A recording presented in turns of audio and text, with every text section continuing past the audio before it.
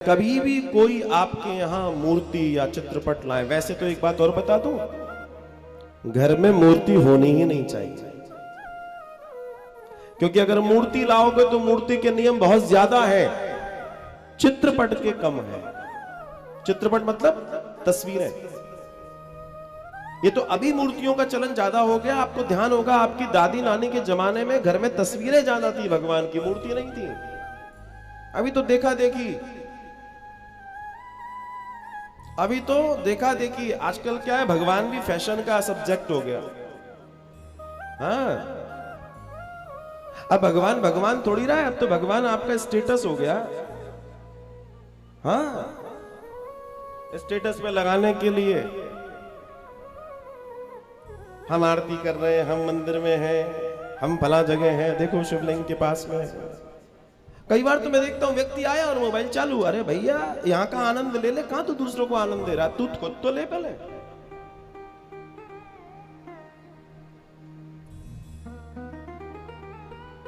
तो छाया चित्र, अगर आप दोष रहित पूजा करना चाहते हैं, जिसमें कोई दोष ना हो, तो आपके घर में छाया चित्र होने चाहिए, चित्रपट होने चाहिए, मूर्ति होए ना, क्योंकि मूर्ति के लिए बहुत नियम है, छाया चित्र के लिए नियम नहीं है। वाय तो अपने पल्लू से भी साफ कर दोगे तो भगवान प्रसन्न है, लेकिन अगर मूर्ति लाओगे तो मूर्ति के अनेक नियम है महाराज, ध्यान रखना। और आपको बता दूं, बुरा लगेगा आपको, कई बार आपके यहां मूर्तियां आने से आपके यहां समस्या आ गई है। हाँ, कड़वी बात, कई बार आपके यहां मूर्तियां आने से आपके यहां समस्याएं ज्यादा आ गई हैं, क्योंकि आप उनका यजन जो नियम है उससे आप पूर्ण नहीं कर पाते हो, इसलिए आप दोष से ग्रसित हो जाते हो।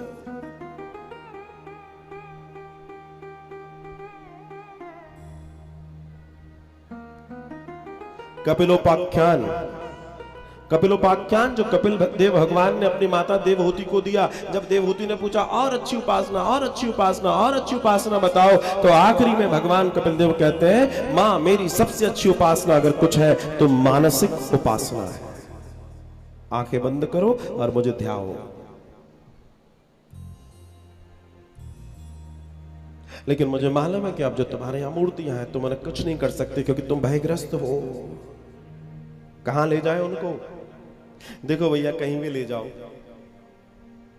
कहीं भी ले जाओ, भगवान तुम्हारा भला करे, लेकिन डलिया में ले लेके लड्डू गोपाल को मत घूमना, यहीं नरक भोगोगे, कहीं और नहीं भोगोगे। ये आजकल जो प्रचलन चल गया है डलिया बाजों का, भगवान को गुड्डा गुड़िया बनाए घूम रहे हैं, इनसे बड़ी कोई मीराबाई नहीं है, इनसे बड़े कोई भक्त नहीं है। ये सब नाटक नौटंकी बाज है, इन्हें ये नहीं मालूम कि भगवान का भय क्या है। अगर इनको भगवान का भय मालूम होता तो निश्चित ये डलिया में लेके भगवान को नहीं डोल रहे होते। ये सब सेल्फी वाले हैं। हाँ, बिल्कुल सत्य कह रहे हैं आपसे, क्योंकि ईश्वर की अपनी एक अरे डलियाबाजों ने सारी मर्यादा भंग कर दी है। जा रहे हैं, घूम रहे हैं, वृंदावन जा रहे हैं, फिर लौटते में बड़े से रेस्टोरेंट पे रुक रहे हैं, और वही टेबल पे झूठन पे जिस पे खुद खा रहे हैं वहीं पे डलिया रख रहे हैं, लड्डू तू भी खा, लड्डू तुम्हें खा जाएगा। सत्यानाश हो तुम्हारा जो अगर तुम ऐसा कर रहे हो। सच कह रहा हूं मैं, क्योंकि दुख होता है। वो परम ब्रह्म जिसने तुम पर कृपा कर दी कि वो तुम पे लड्डू गोपाल के रूप में तुम्हें प्राप्त है, और तुम उसको अमर्यादित तरीके से तुम अपने उनके साथ ये व्यवहार कर रहे हो। शर्म आनी चाहिए तुम्हें। ईश्वर का मजाक बना दिया, फिर लोग, दूसरे लोग क्यों ना कहे तुमसे कि तुम अज्ञानी हो, तुम मूढ़मती हो। वो गलत थोड़ी है जो बाहर के लोग तुम्हें गालियां दे रहे हैं, तुम काम ही ऐसे कर रहे हो। तुम नहीं खिलाओगे तो भूखे मर जाएंगे, तुम नहीं पिलाओगे तो प्यासे रह जाएंगे। अरे भैया, ना उसको भोजन की जरूरत है, ना उसको पानी की जरूरत है, वो ईश्वर है, उसको किसी चीज की जरूरत नहीं है, उसको सिर्फ और सिर्फ जरूरत है तो तुम्हारे प्रेम भरे भाव की जरूरत है। तुम अपने भाव को उसको दो। तुम्हारे घर में ठाकुर जी रखे, तुम दूर 1000 किलोमीटर भी बैठे हो, तुम 10,000 किलोमीटर भी बैठे हो, आंखें बंद करो और अपने घर में प्रवेश करो, अपने ठाकुर जी से मिलो, नहलाओ दिलाओ, खूब 56 भोग लगाओ और वापस आके खोल के अपने काम में लग जाओ। भगवान की उपासना का सबसे बड़ा दर्शन ये है। शास्त्रों में बताया गया कि ये काम कैसे होगा, लेकिन हम करना नहीं चाहते। क्यों? अरे वाह, आप तो लड्डू गोपाल को लेके घूम रहे। हाँ हमारे लड्डू गोपाल। तुम तो झूठी तारीफ ही सुनना चाहते हो, भगवान जाए भाड़ में, तुम तो ये सोच बैठे हो।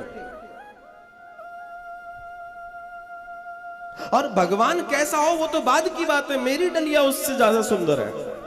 हाँ, मेरी बकेट ज्यादा अच्छी है, मेरी बकेट में तो पंखा भी लगा है। कड़वा लग रहा होगा आपको, लेकिन मेरा दुख मैं आपसे बयान कर रहा हूं कि ईश्वर के साथ क्या हो रहा है। इस बात का मुझे बहुत दुख होता है, लेकिन आजकल किसको समझाएं? क्योंकि सब बहुत बड़े ज्ञानी हैं, हम तो कछु नहीं है बिन के आगे, वो हमें सिखा देंगे। तो इसलिए ये जो व्यासपीठ है, इससे कहने का सामर्थ्य थोड़ा बहुत हो जाता है। तो वे कहते हैं कि भगवान की मूर्ति को अगर कभी प्राप्त करना हो, वैसे तो मूर्ति का मतलब मैं तो यहां चित्रपट ही कहूंगा, तो कभी भी आपके घर में ला रहे हैं तो अपने गुरुजनों संत जनों के हाथ से लीजिए,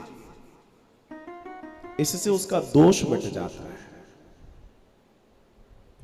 इससे दोष मिट जाता है। ये बहुत गूढ़ दर्शन, साधु पुरुषों के द्वारा लीजिए, दोष मिटेगा और आपके जीवन में अनंत अनंत कल्याण आएगा, अनंत अनंत कल्याण आएगा।